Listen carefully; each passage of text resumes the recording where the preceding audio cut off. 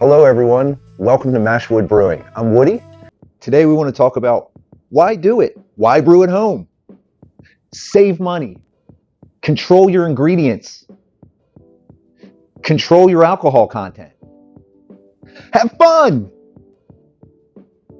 Please like and subscribe if you enjoy my content. It helps me keep going. It motivates me. Give feedback, say anything in the comments.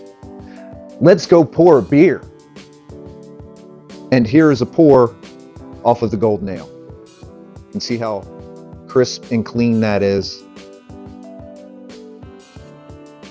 Nothing shows it better than sunlight. I don't have any good sunlight right now, but you can see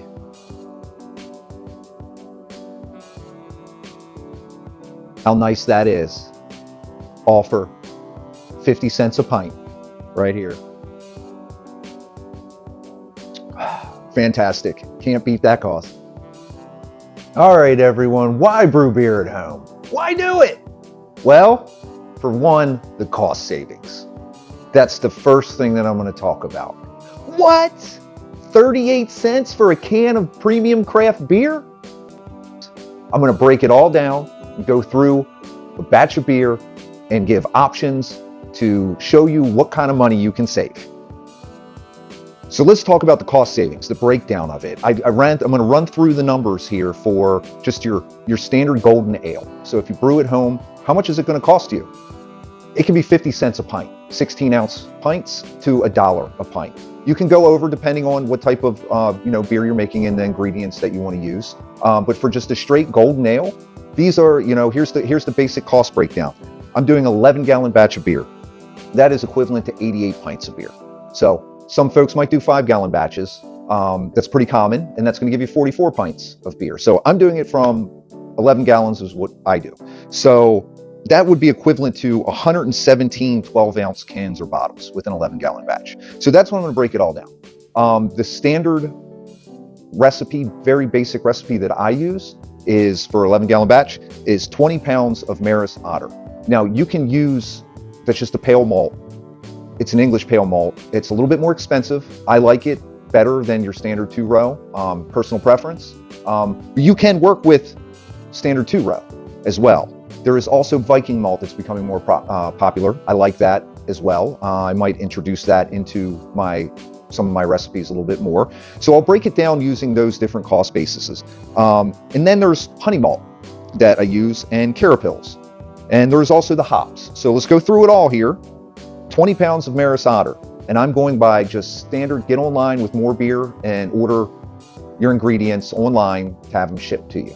So some important things to keep in mind here is anything, if you spend $59 or more, shipping is free.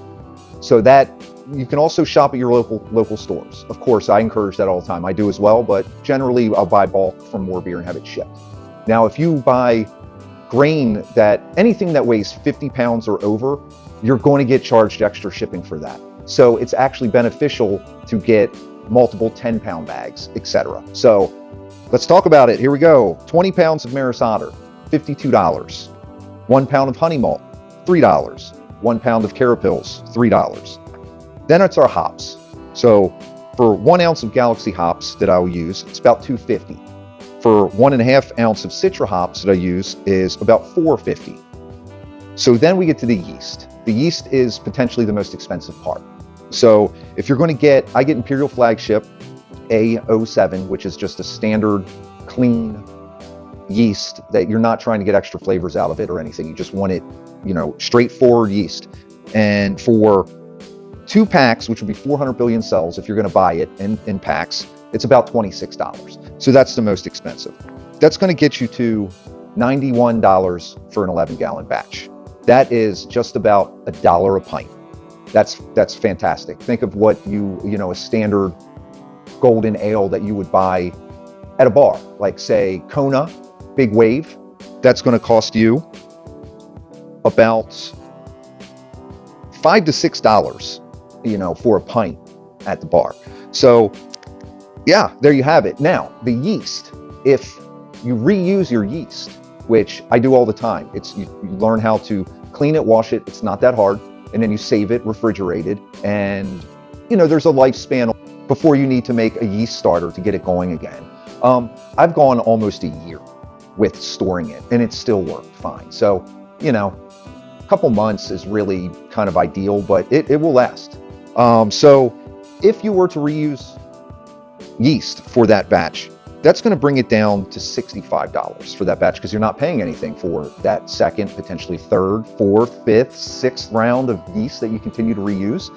That's going to put you at 75 cents a pint. 75 cents a pint. 16 ounces of beer, draft beer, that you've crafted yourself at home. That's fantastic, the cost savings on that. So, I mean, you can spend anywhere from $6 to $9 a pint at a bar for craft brew. Your standard commercial lines, you're still going to pay $5 maybe for that. There'll be deals you get them for $4, maybe down to $3 if you're getting some large scale commercial beer on tap, if they have specials especially, but still not coming anywhere near your own craft beer cost. Now, if you substitute 2-row for Maris Otter and do everything else the same, that's going to get you down to $71 a batch, which is 80 cents a pint. Now, if you reuse your yeast in that scenario with the standard 2-row, which costs about $32 for 20 pounds of 2-row right now, if you reuse your yeast, that's going to put it down to $45 a batch for that 11 gallons, that 88 pints. That's at 51 cents a pint, folks. That's great.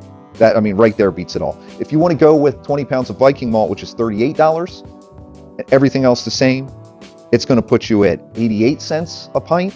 If you reuse your yeast, 58 cents a pint. So you can see how it just blows it out of the water. You're drinking your own beer that tastes way better at a cost that is almost nothing compared to going out and buying it. And you get the self-gratification, and it's fun. So, and you can control it. Your alcohol percentage on this, so you can make it 4, 5, 6% easily within, depending on your mashing temperatures and your grain profile, just how much grain you want to use. That beats it all.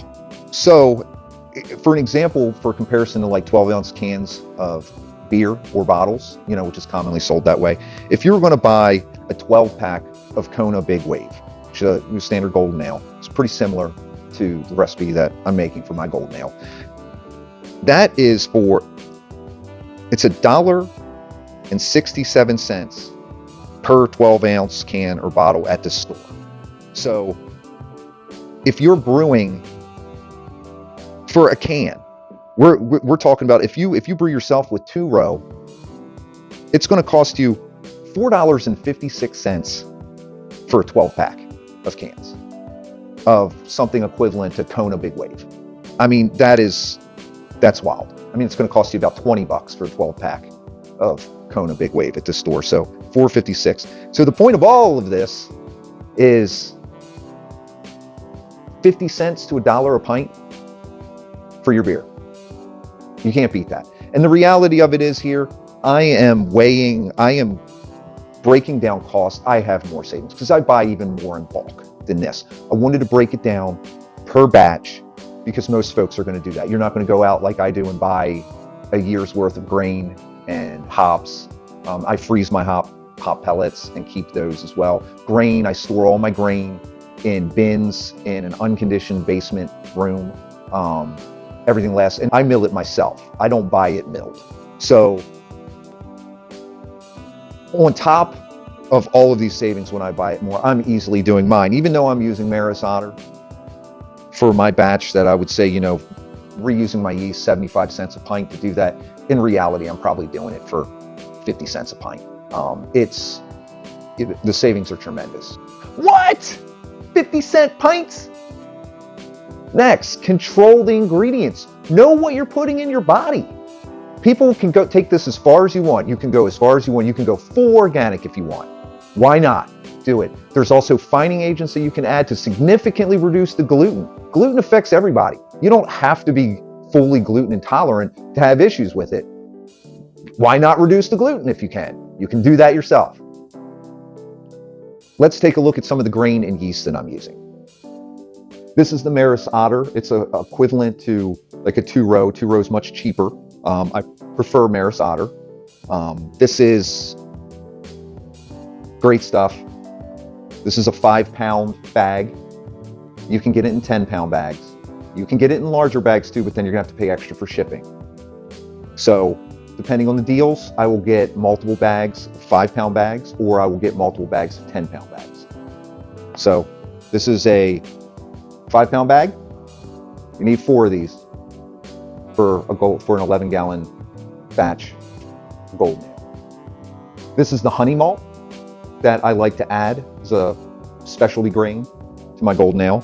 I really love this stuff. I use this in multiple recipes. So this is a 5-pound bag. For the recipe of the 11-gallon batch that I just discussed and did a cost breakdown on, that was for 1 pound for that recipe. So this is 5. So I buy it in 5, so I get even more cost savings when I do that. This is great stuff. Here is the Carapils. This is a 5-pound bag of Carapils. Carapils is not intended to be fermentable sugar. This is to help add body and head retention, and it's a better mouthfeel with your beer. I put this in every beer that I brew. So buying a 5-pound bag, once again, I get more cost savings. I just did a 1-pound breakdown on the 11-gallon batch of golden ale, but I will use this in multiple beers that I brew throughout the year.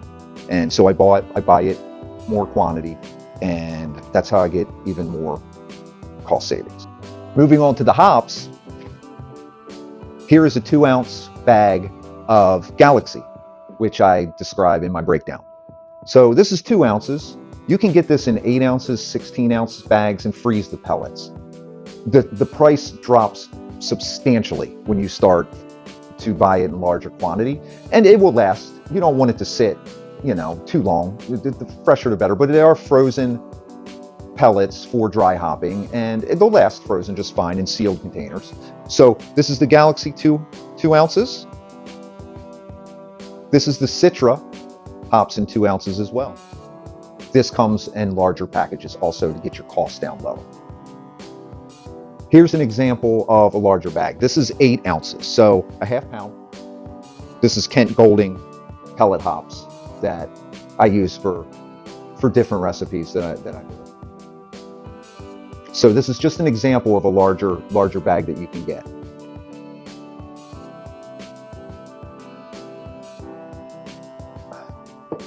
One of my favorites is controlling the alcohol level, really controlling that level, because you can significantly reduce health risks by lowering the alcohol content. You don't need an 8% beer. So it's becoming very popular now. You'll see a lot of young folks that are looking for lower alcohol content because they're smart and they understand the long-term effects of alcohol. Let's be real here, guys. It's real. It matters. I love my beer. I like alcohol, but let's be real. It's not necessarily good for you. So if we can get those alcohol levels down lower, you can drink more of it, enjoy it, and not worry so much about getting drunk, the effects on your heart and liver. So let's get those levels down. You can buy no alcohol content beer these days. Well, you can control it yourself. Totally with mashing temperatures, your grain profile, you can get it down low, much lower.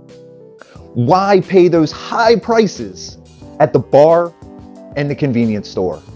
And it's fun. You can experiment with endless recipes, and it really feels good to do something yourself. Everyone knows that. You have hobbies or something that you do, but it makes you feel great when you do it yourself. You make it yourself rather than buying it at the store. There's a sense of gratification there, and it will open you up to other things, part of your hobbies that you might be interested in. For instance, I make beer vinegar from my beer that I made, and then I use that vinegar to pickle garlic that I grew in my garden. I would do it with hot peppers as well and different vegetables that I've grown myself. So there's so many doors that this opens up. It's a lot of fun. If you have any interest in making your own beer, wine, cider, it's all essentially the same thing. If you're interested in that, it's a great hobby. You get so much cost savings by doing it yourself and the enjoyment.